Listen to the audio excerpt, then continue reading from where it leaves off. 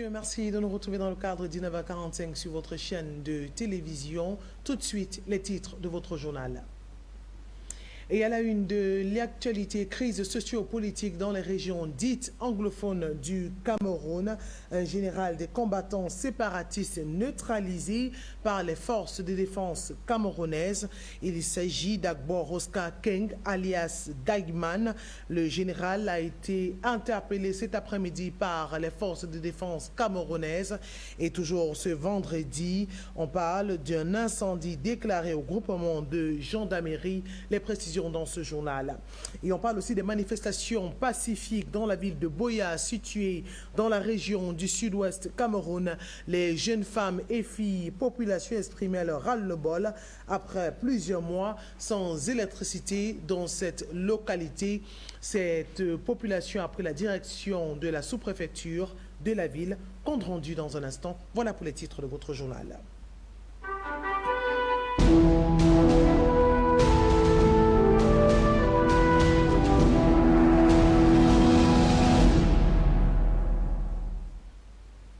Bonsoir mesdames et messieurs, merci de nous renouveler votre confiance dans le cadre de 19h45. Et nous voulons annoncer en titre, crise socio-politique des régions dites anglophones, un nouveau général, des combattants séparatistes neutralisés par l'armée camerounaise. Il s'agit d'abord Oscar Keng, alias général d'Allemagne, qui a été neutralisé ce vendredi 16 octobre 2020.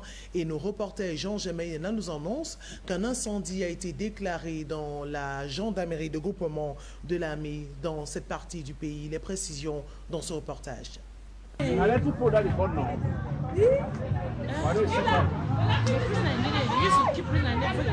Des flammes au groupement de gendarmerie de Upstation à Bamenda, dans la région du nord-ouest Cameroun. L'incendie qui s'est déclaré dans l'après-midi de ce vendredi 16 octobre 2020 dans cette unité de l'armée camerounaise a réduit en cendres une bonne partie des installations.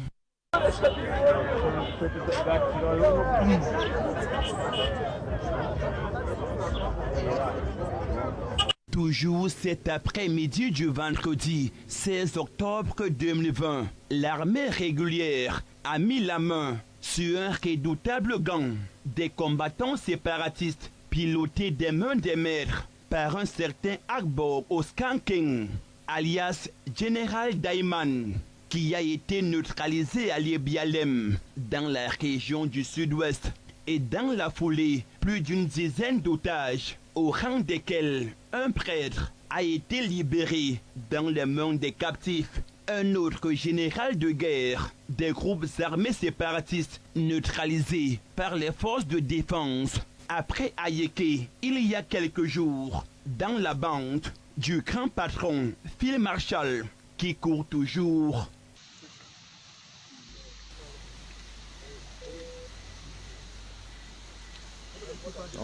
Et après la région du nord-ouest, cap sur la région du sud-ouest, les deux régions en proie à une crise socio-politique depuis près de 4 ans. Et cette fois-ci, ce sont des jeunes femmes et filles qui se sont levées comme un seul homme pour manifester. Celles-ci réclament de meilleures conditions de vie. On parle de coupure intempestive de l'électricité dans cette partie du pays depuis près de 2 mois. Elles ont pris pancarte en main et arbre de paix la direction de la sous-préfecture. Une fois de plus, Jean Jamayena.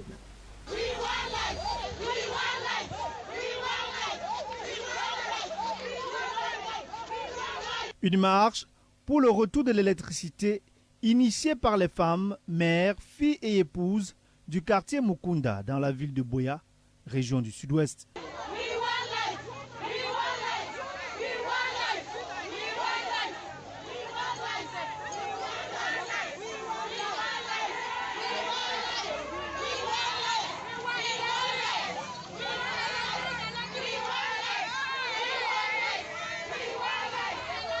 Voilà 2 mois déjà que ces femmes au foyer sont sans électricité après plusieurs tentatives des chefs de quartier force vive de Mukunda pour remédier à la situation.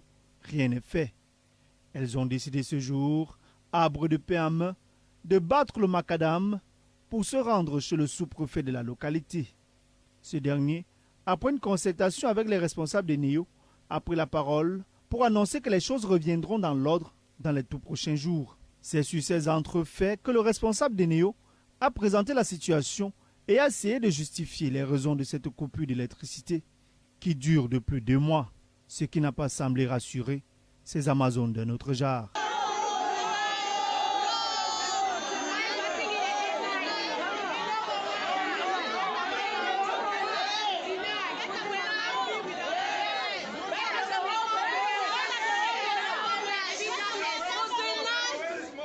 Les marcheuses sont reparties en promettant de revenir de plus belle si les promesses de retour de l'électricité dans le quartier Mukunda à Buea ne sont pas tenues.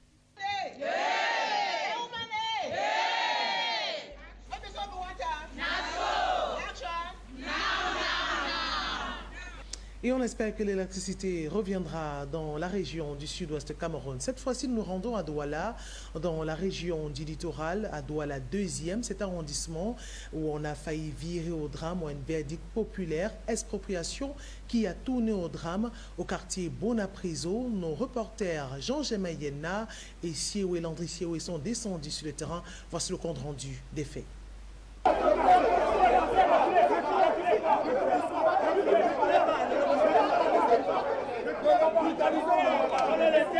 Des échauffourées ce vendredi matin au quartier Bonapriso, lieu dit ancien dépôt Guinness à Douala. Ces gens-là ne vont rien casser ici. Les gens qui sont engagés n'ont pas de papier, mais ces gens étaient payés. Mais les gens qui disent on est tous passés de tous et on vient les appeler un matin pour les casser, ils ne vont rien casser ici. On va se rouler au sol. 3 milliards, 3 milliards de projets.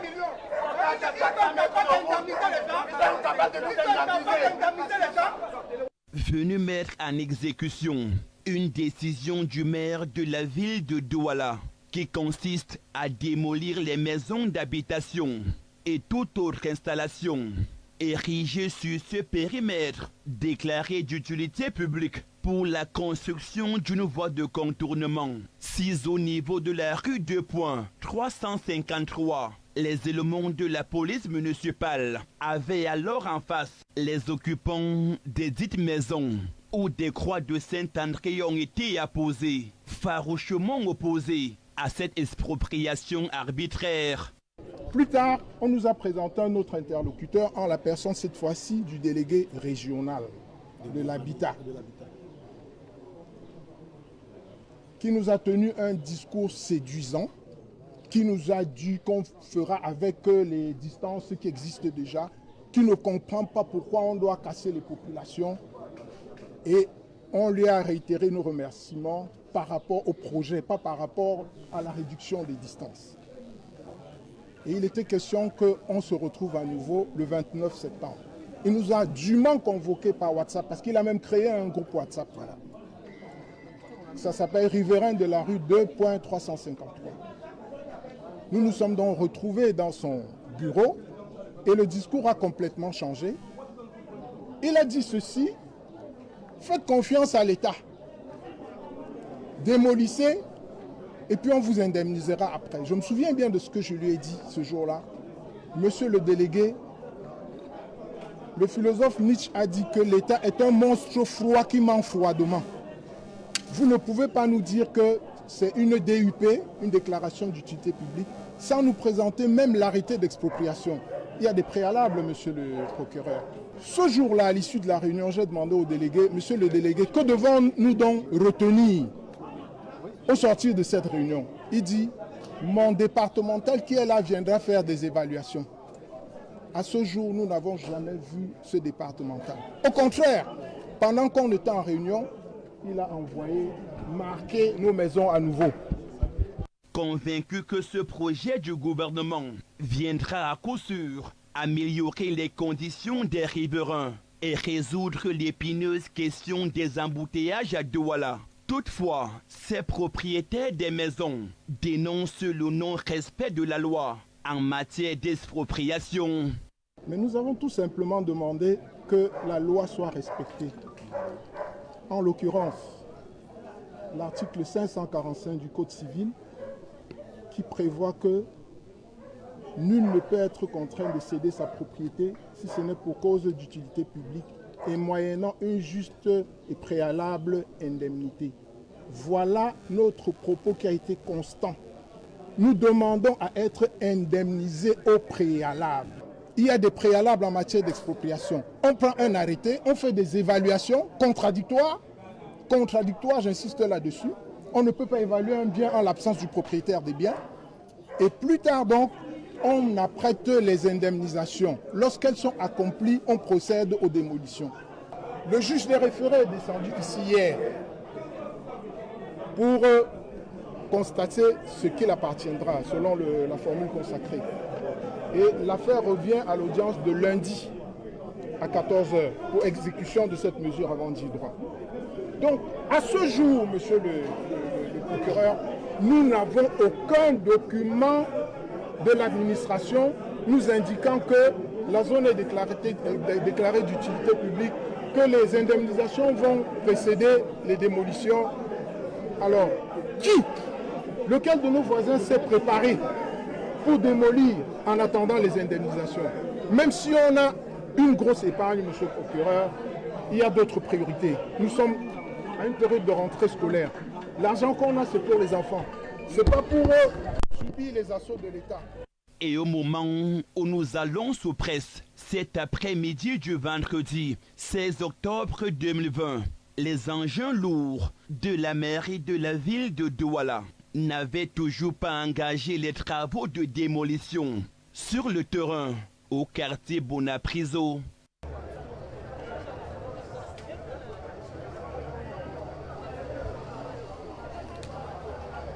Et c'est donc une affaire à suivre avec nos reporters Jean-Jean Mayenne et Landry Sieoui. On s'intéresse à la rentrée scolaire 2 semaines après.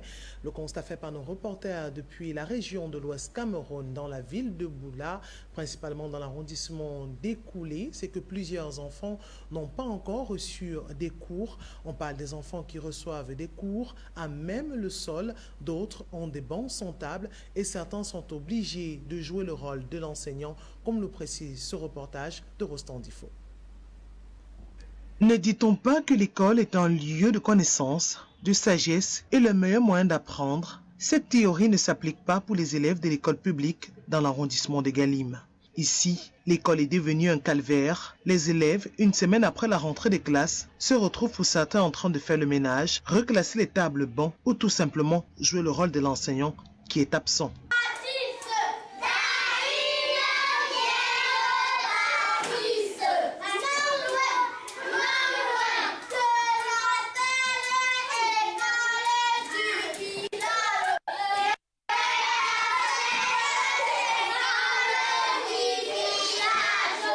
Les classes ici n'ont ni porte ni fenêtre, les feuilles de tôle et la charpente ont été violemment séparées par les coups de vent et pour les salles des classes qui sont couvertes, perforées par endroits. Les murs sont fissurés, détruits, des herbes poussent à même le sol dans les salles des classes où des élèves s'apprêtent à recevoir des cours. Les tables bancs sans protection subissent les foudres de la chaleur et de la pluie. Difficile de regarder ces images à l'ère de la modernisation, des avancées de la technologie et voir que les écoles camerounaises sont dans des états de délabrement avancé, voire des destructions programmées. Une école dans les résultats.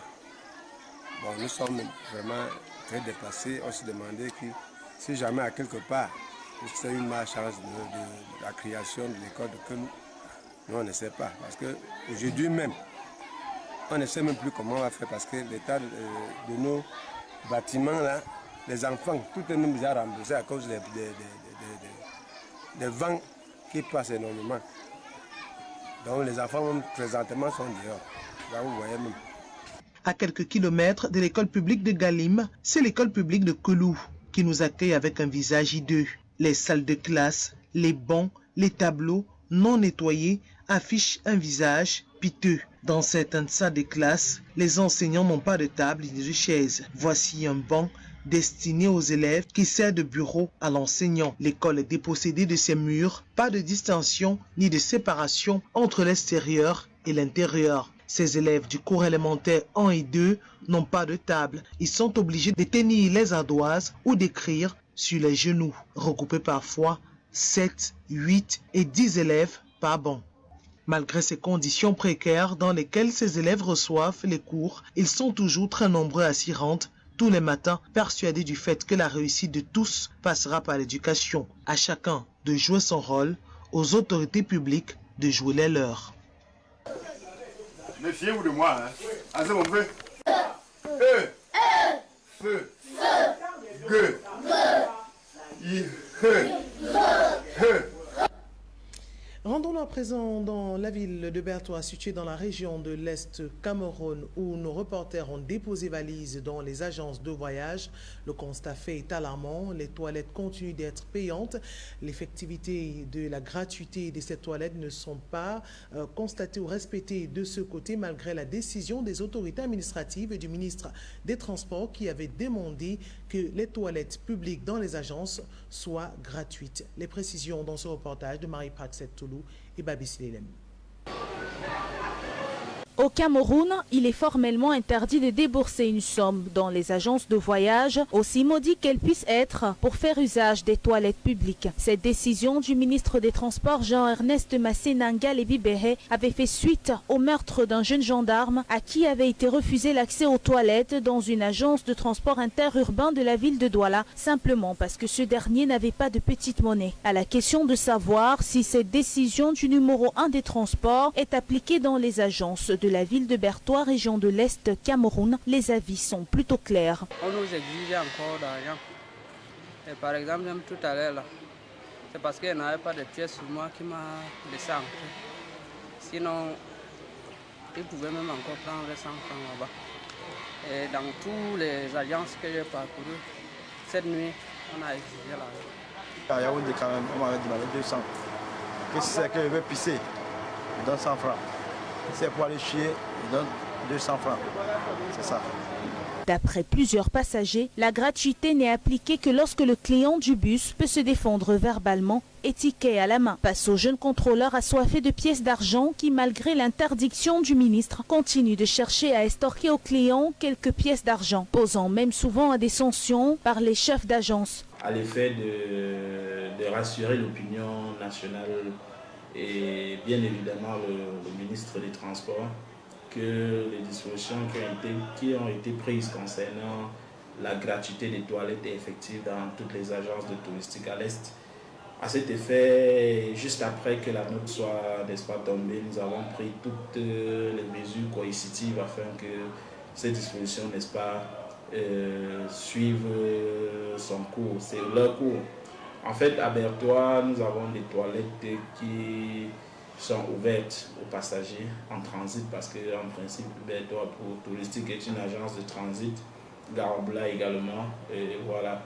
Donc les toilettes sont ouvertes gratuitement. Une autre trompe d'agence, soi-disant incapable désormais de répondre aux charges d'entretien des toilettes publiques, ont carrément levé les mains. L'accès est gratuit certes, mais l'insalubrité, empreinte de saleté, dicte sa loi. Ici, seules les personnes au système immunitaire d'acier peuvent y accéder, ce qui, ma foi, ignore les responsables d'agence, décrédibilise l'établissement. Toutefois, pour une véritable effectivité de cette désormais loi, connue de tous, la clientèle est appelée à rester vigilante et à ne jamais accepter de débourser une modique somme pour avoir accès aux toilettes publiques. Les toilettes publiques dans les agences de voyage au Cameroun sont gratuites, et ce, jusqu'à nouvel ordre.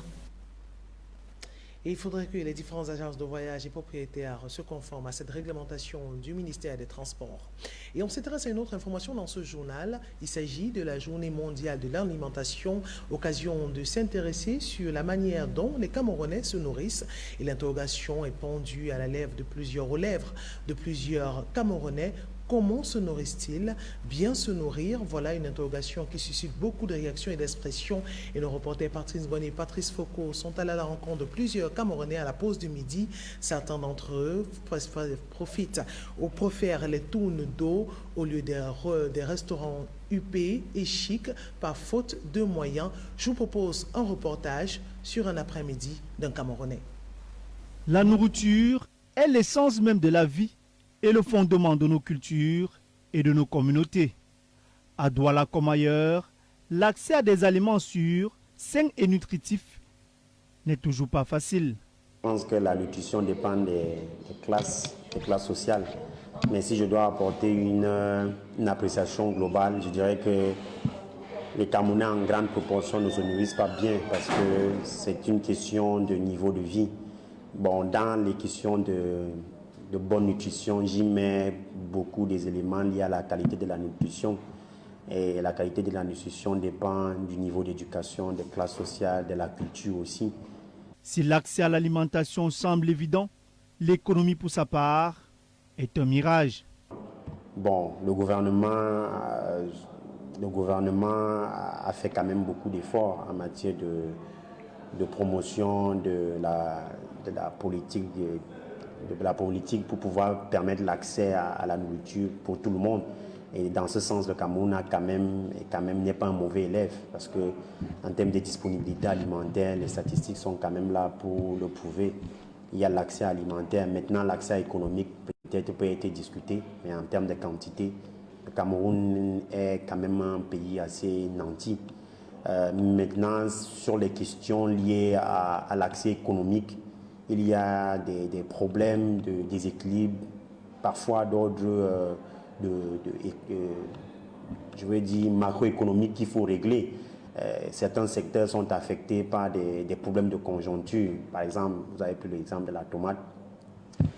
Certains, c'est parce que c'est lié aux spécificités particulières de ces spéculations agricoles. Ce n'est pas toujours le cas avec les autres spéculations. Le panier de la ménagère est de plus en plus vide. Les denrées sont devenues tellement chères sur le marché, on ne parvient plus à s'en sortir. Le riz qu'on achetait 100 francs 75, c'est déjà à 150, 175, voire même 200. Donc, si tu veux le riz de 125, vraiment c'est le riz qu'on donne aux chiens, mais tout est devenu cher. La banane même qu'on vendait 8 doigts, les 12 doigts à 25. Aujourd'hui, tu achètes les mêmes 7 doigts à 200. Pour le nutritionniste et restaurateur Herman Kuchwanana, bien se nourrir est essentiel pour notre santé. Se nourrir pour être en santé et manger ce qui doit renouveler nos cellules et nous rendre un peu plus forts et avoir une longévité de vie. Mauvaise alimentation, aujourd'hui nous voyons beaucoup d'AVC qui se passent aujourd'hui. Vous voyez une personne, vous étiez là avec lui aujourd'hui et subitement le matin vous entendez que la personne est tombée et il a eu un AVC. Il y a surtout ça et vous entendez parler, vous voyez le taux de diabète qui s'élève, le taux d'hypertension qui s'élève. C'est à cause de la malnutrition. Une bonne alimentation doit avant tout être équilibrée. Je conseille en général, parce qu'il faut respecter ce qu'on appelle le petit déjeuner. Chez nous en Afrique, je peux conseiller la bouillie, par exemple de maïs. Ça peut être la bouillie de soja, ça peut être la bouillie de sorgho que nous avions ici sur place. Du haricot le matin, mais ce n'est pas trop conseillé. Le haricot peut aller au déjeuner, ça veut dire midi, parce que l'haricot c'est un élément très complet de la nutrition. Vous pouvez le manger et vous en passez même de la viande. Et le soir, on peut être dans des fruits, des salades pour pouvoir laisser la digestion faire un bon travail durant toute la nuit. En ce jour où l'on célèbre la journée mondiale de l'alimentation, il est plus important que jamais de reconnaître la nécessité de soutenir ces héros de l'alimentation que sont les agriculteurs et les travailleurs de l'ensemble du système alimentaire national. Bien s'alimenter, c'est s'assurer aussi une bonne santé. C'est dans cette optique que le gouvernement camerounais a mis sur une campagne de vaccination contre le poliovirus sauvage et le cancer du col de l'utérus. À cet effet, le ministre de la Santé publique, le Dr Manaouda Malachi, a organisé un point de presse dans son département ministériel pour inviter les parents d'élèves à faire vacciner les enfants. Un plan de vaccination qui rentre dans le calendrier établi par le gouvernement camerounais. Frédéric Motomé. La lutte contre la mortalité infantile.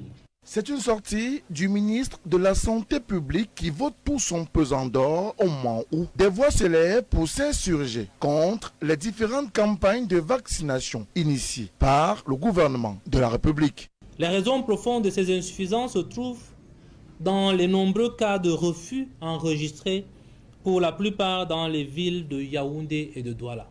Parmi les causes majeures de cette réticence à la vaccination figure certainement la pandémie à Covid-19, aux origines mal connues, qui a suscité et amplifié les rumeurs, des réticences et des soupçons portant sur la théorie du complot, le déni de la maladie, entre autres.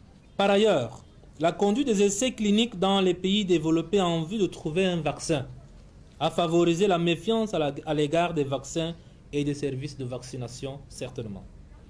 Cette prolifération des rumeurs est facilitée par le libre accès aux réseaux sociaux qui n'assurent pas toujours l'exposition des messages corrects sur la vaccination, favorisant ainsi l'émergence des groupes ou lobbies anti-vaccination.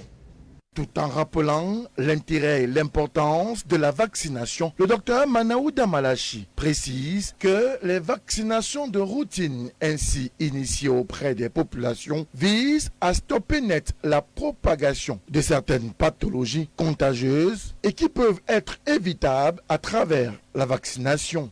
Il n'y a aucun doute que la vaccination a été le principal outil qui a fait reculer dans le continent africain et dans notre berceau, le Cameroun en particulier, les maladies telles que le tétanos néonatal, la tuberculose, la rougeole, les diarrhées causées par le rotavirus, les méningites cérébro-spinales foudroyantes et plus récemment le virus polio sauvage. Les vaccins acquis par le Cameroun contre le poliovirus sauvage et le cancer du col de l'utérus ne sauraient donc être nocifs pour les populations camerounaises, car ayant bénéficié de tous les tests nécessaires préalables pour leur utilisation. Les risques de non-vaccination contre la poliomyélite sont réels, tant pour nos enfants que pour nous-mêmes. Pour l'enfant, la paralysie à vie ou le décès s'il contacte la poliomyélite. Pour le parent, c'est la culpabilité à vie d'avoir contribué à rendre son enfant infirme à cause des rumeurs non fondées alors qu'il aurait pu être vacciné. Chers parents, faisons confiance aux équipes de vaccination et faisons vacciner nos enfants pour renforcer leur immunité contre les maladies évitables par la vaccination. Nul n'a le droit, au nom d'une quelconque manipulation des réseaux sociaux, d'exposer son enfant, un vaillant enfant de la République. Au regard de ces explications, le ministre de la Santé publique, le docteur Manaouda Malachi, invite donc les parents des régions concernées et ayant des enfants de l'âge requis pour les dites campagnes de vaccination à les faire vacciner sans autre forme de procès pour les protéger efficacement contre ces pathologies. Il y va de leur santé. Et le ministre des Sports, le professeur Nassis Mouelekombi, a visité plusieurs stades de la capitale économique, Douala. Il assiste aussi au démantèlement du dispositif sanitaire installé dans ces stades dans le cadre de la riposte à la pandémie coronavirus. Un démantèlement qui précède les préparatifs du championnat d'Afrique des Nations organisé par le Cameroun dès le mois de janvier 2021. Les précisions de Zobel Aponini Mbon.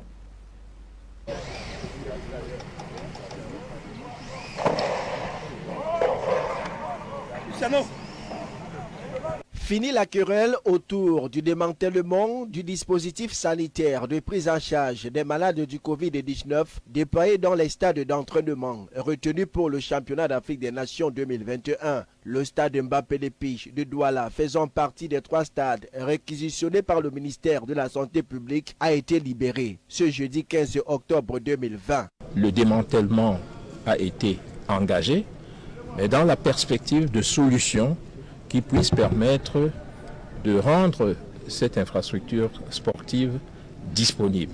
L'État a pris ses responsabilités, l'État mettra les moyens nécessaires à disposition pour que le stade de Mbappé-Lépé puisse retrouver sa fonctionnalité à l'horizon du Tchad.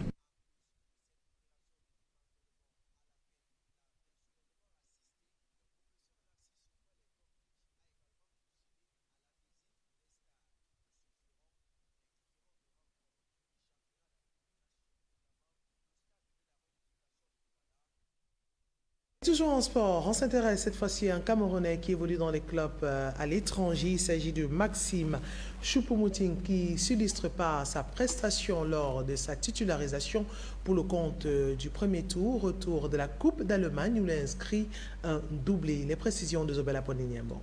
C'est une entrée en matière. Réussi pour l'ancien sociétaire du Paris Saint-Germain. À peine arrivé au Bayern de Munich, Eric Maxime Choupo-Moting a déjà affiché ses ambitions, celle de ne pas jouer les seconds rôles, mais être le véritable patron de la ligne d'attaque des Bavarois. Face à Duren jeudi dernier, le capitaine des Lions indomptables du Cameroun a fait trembler les filets à 2 reprises. D'abord à la 24e minute de jeu sur un tacle glissé, après une passe lumineuse en profondeur délivrée par le Sénégalais Bounassar, lui aussi nouvellement arrivé en club en provenance de l'Olympique de Marseille. À la 75e minute de jeu, Eric Maxime Choupo-Moting inscrit son deuxième but après avoir fait passer en revue toute la défense de Duren. Le Bayern s'impose 3-0 et Eric Maxime Choupo-Moting est élu homme du match. Bon début pour le Camerounais qui a profité de l'absence de Robert Lewandowski, mis au repos par l'entraîneur Hansi Flick pour se démarquer et relancer le débat de la concurrence entre le Polonais et lui. International dans ce journal.